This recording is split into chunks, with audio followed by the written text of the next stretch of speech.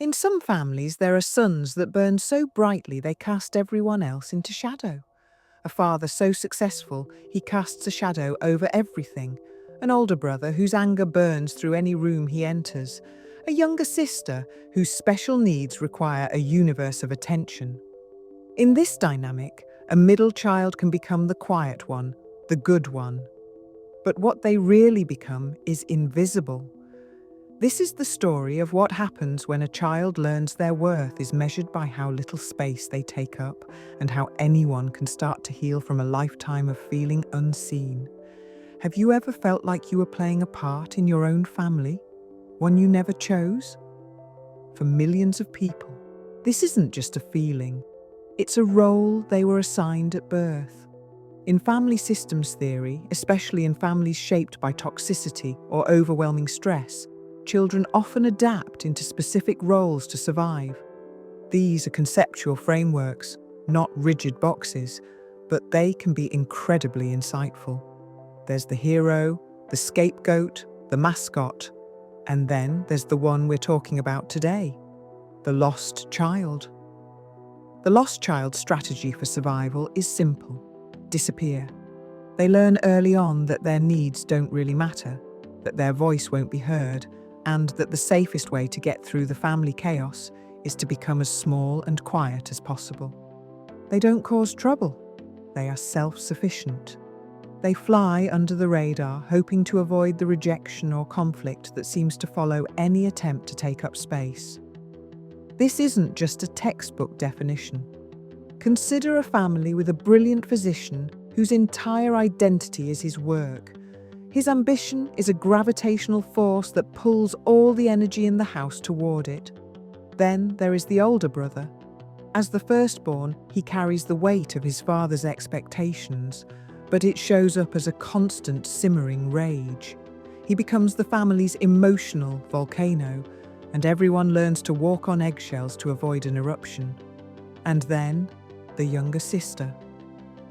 She is born with a collection of challenges, including prosopagnosia, face blindness, and severe dyslexia. Her needs are immense and undeniable. She requires specialized care and endless patience. Her mother, in a fierce, protective love, becomes her dedicated universe. So where does that leave the middle child? They are sandwiched between the celebrated oldest and the protected youngest. They aren't the problem child, and they aren't the special child. They are just the other one. In a family with finite emotional resources, all the attention is siphoned away. This is the classic breeding ground for what's often called middle child syndrome.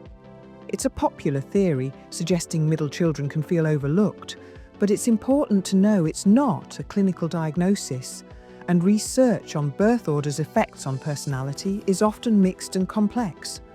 In a toxic family, this isn't just about feeling left out of photo albums. It's a profound and damaging form of emotional neglect. Here, the concept of the glass child becomes painfully relevant. It's an informal term, not a medical one, but it powerfully describes the siblings of children with disabilities or chronic illnesses. Popularized in a TEDx talk by Alicia Maples, it suggests that parents, so consumed with the high-need sibling, look right through their other children as if they were made of glass. They are expected to be fine, to be healthy, to not rock the boat, because the family simply cannot handle one more problem. The child learns their needs are a burden, so they learn not to have any.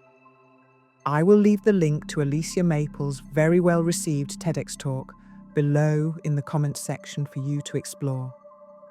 Growing up in a house like that is like being a psychic meteorologist. A child's entire nervous system becomes tuned to the emotional weather. They can sense the shift in pressure when their father's car pulls in, bracing for the silent judgment he brings home. They can feel the static electricity build before a brother's temper flashes into a thunderstorm of insults and slammed doors. They know the quiet, heavy fog of a mother's exhaustion. Their role is to stay out of the storm's path.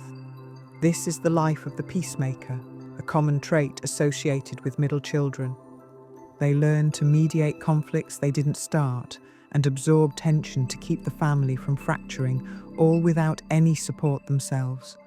They become a master of de-escalation, an expert in not being noticed. When a frustrated sibling unleashes their anger, the middle child is an easy target.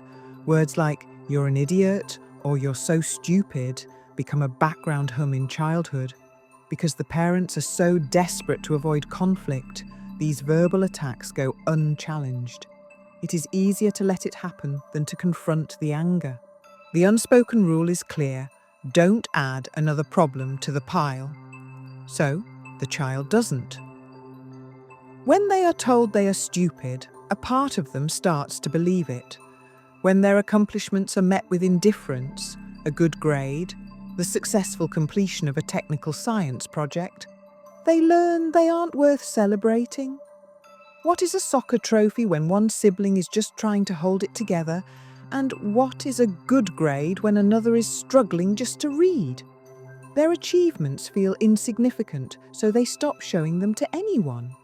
This is where the deep wound of the invisible child festers. Emotional neglect is insidious. It's not about what was done, it's about what wasn't. No one asks how their day was. No one celebrates their small wins. No one sees the quiet, creative kid hiding in plain sight. So, they retreat further into books, into fantasy worlds where they can be the hero. They learn to repress their emotions because there is no room for them. It's a defense mechanism. If your feelings are constantly ignored, you learn to turn the volume down until you can't hear them anymore. But you can't just turn off needs. You can only bury them. That loneliness, that deep ache of being fundamentally unseen, becomes a shadow companion. Research shows that siblings of children with chronic needs or disabilities can be at a higher risk for depression and often report feeling isolated, though this isn't universal and depends heavily on family support. The belief that is internalized isn't just being ignored, but being ignorable. That one is unworthy of attention. This is the core belief that follows the invisible child out of their chaotic home and into the world. If this is resonating with you, let me know in the comments which part of this story feels like your own. You are not alone in this. The patterns learned in childhood don't just vanish when you leave home. They become the blueprint for adult life.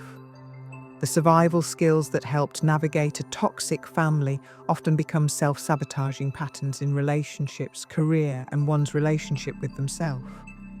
The legacy of being the invisible middle child is a profound, lifelong struggle with worthlessness.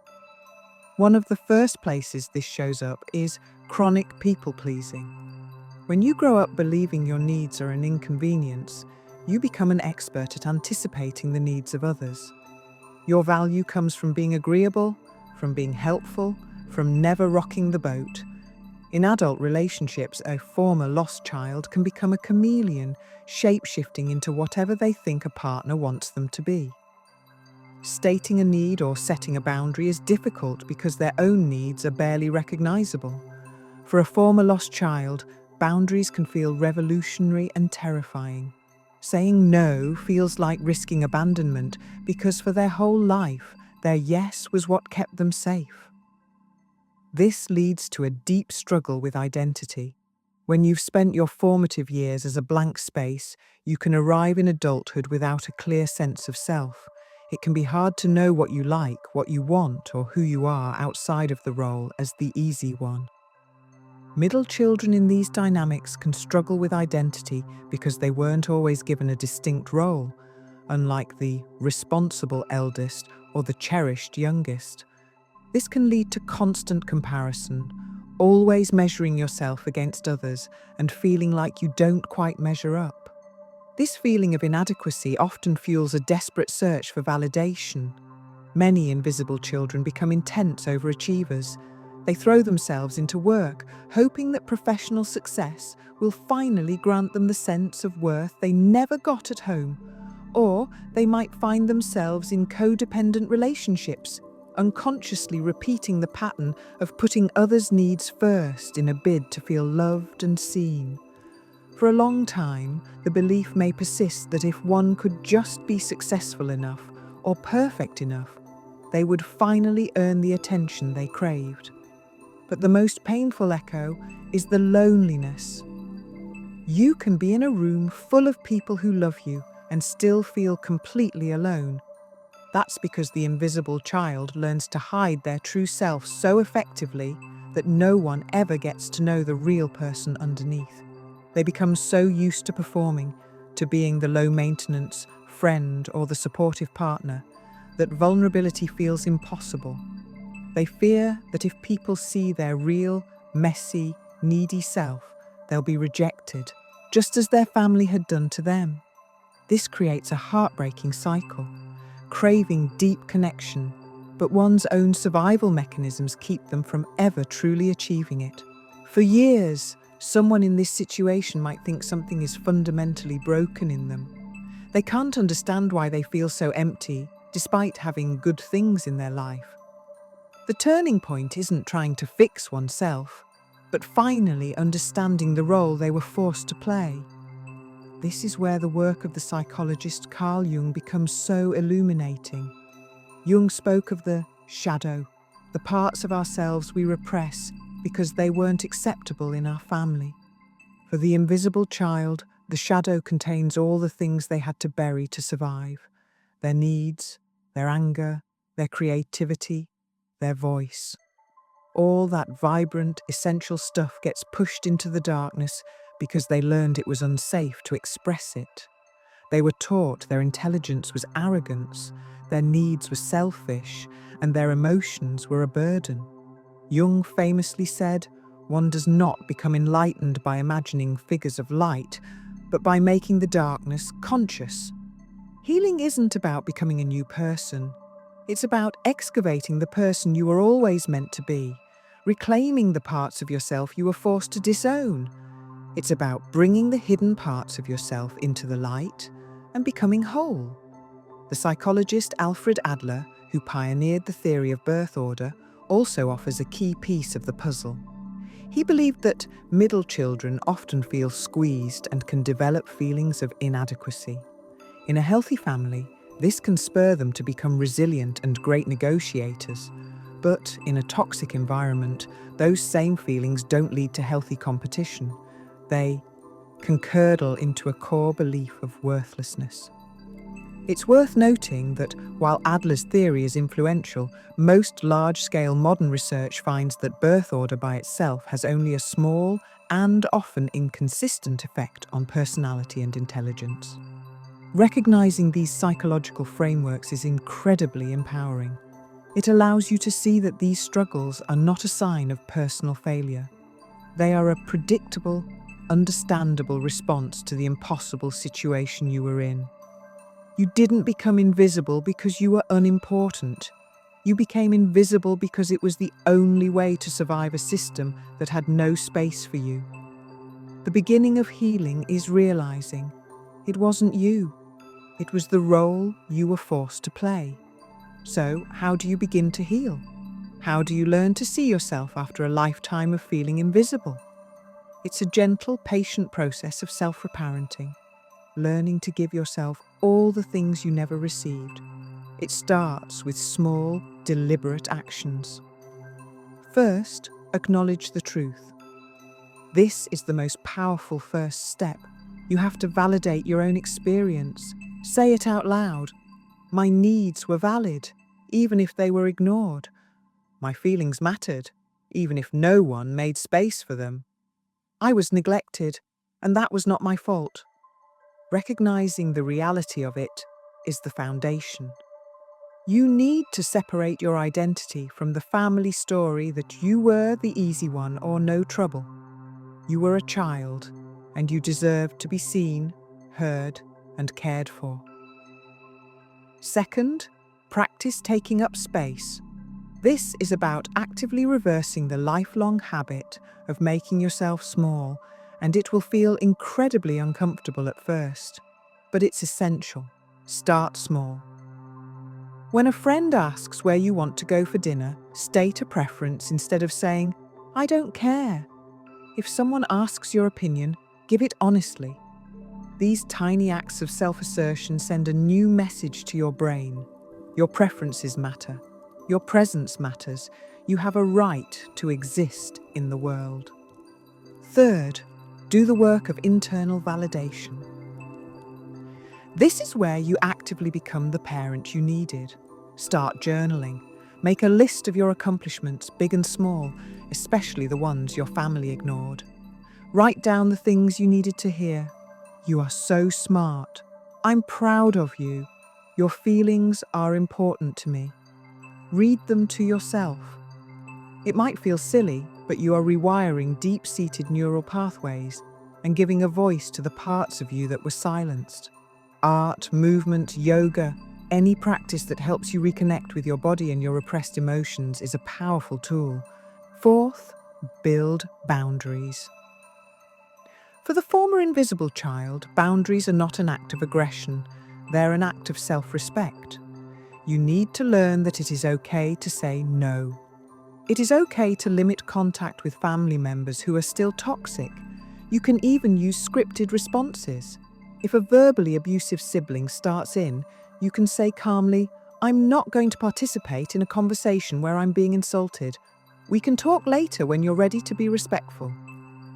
Each boundary you set reinforces the new belief that you are worthy of protection. And finally, find your people. Middle children often learn to rely more on friends than family for support, and this is a strength you can build on. Seek out relationships where you feel seen, valued, and accepted for exactly who you are, not for the role you play. Practice vulnerability with people you trust. Healthy relationships are built on mutual respect and validation. In these safe connections, you can finally practice being seen without fear. Healing from the wound of invisibility is a long journey. It's a process of unlearning the lie that your worth is conditional and embracing the truth that you are inherently valuable. You aren't destined to be a supporting character in someone else's story. The goal is to move from being the family's lost child or glass child to being the hero of your own life. You were never truly invisible. You were just waiting for someone to see you. And now, it is time for you to see yourself. If this story resonated with you, please share your own experience in the comments below. Creating a community where we can all feel seen is a powerful part of this healing process. And if you found this helpful, please consider subscribing for more content on healing from family trauma. You don't have to go through this alone.